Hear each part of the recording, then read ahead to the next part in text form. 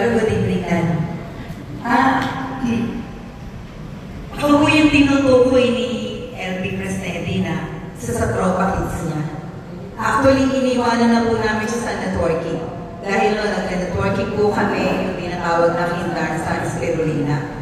Okay naman po kasi naging istamis kami mag-asawa before.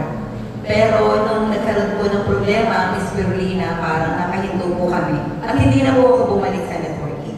So yung kaibigan ko po, nung dumating sa bahay, tinawagan ako, sinabi po sa akin na sasama niya daw nga po ako. Yun lang po yung sabi niya sa akin. Sabi ko, baka networking na naman niya na ayoko na. Pero nung pagdating po namin, kila Ma'am Susan sa Valle Verde, nakita ko nga po, ito yung produkto na to. Ito po talaga. Ang problema ko po noon, yung tainga ko, nakadalawang balik po ako sa ENT, andyan po yung anak ko, ebidensya ko. Napakaw yung sinasabi ko. Nakadalawang balik po ako sa ENT kasi binigyan ako ng pampatak sa tainga. Pag natutulog ako, masakit po yung tainga ko dito sa kabila pag nandito. Pag nilipat ko sa kabila ng mga sobras, nilipat na naman po sa kabila. Wala naman po akong luga. Wala, hindi naman rin sa mga po yung tainga ko. So binigyan po ako ng pampatak ng doktor. Tapos doon na po nagsimula yung may nagsabi sa akin na baka lumiberte po ako. Pero naramdaman ko nga ako na nagkakaroon ako ng ilo. Alam niyo po pagdating ko doon, medyo nag-iilo ko, sabi ko sa kanya, Elvira, hindi pa ba tayo uuwi? Pero nung nagbigay po sila Ma'am Susan ng libre ito po. Naglagay po ako dito, bali dito, nilab ko po siya. Pagkatapos mo nun, yung hilo ko, unti-unti pong nawala. Talaga po, proven po, maganda. Maganda siya.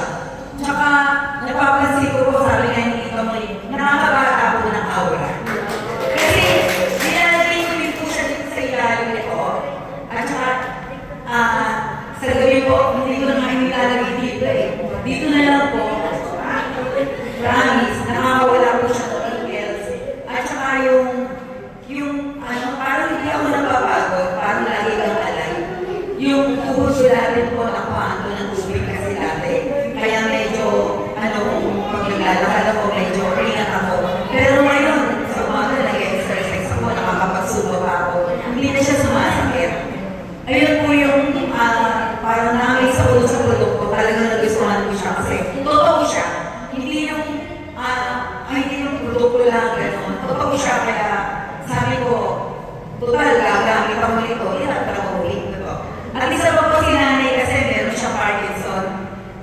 Meron ako mga ibang kapitbahay, hindi ko alam naman nila yun na nanginginig ang nanay ko. Mismo ang nanay ko nagsabi sa akin, agad ko siyang kahilan. Kasi hindi naman siya ininom, hindi rin siya inject. Pero ko siyang ibinasahe, sabi niya sa akin na bumalik siya sa akin kinabukasan. Lagyan mo na ako nung nilagay mo sa akin kasi parang nalas yung panginginig niya, tsaka nakatulog siya ng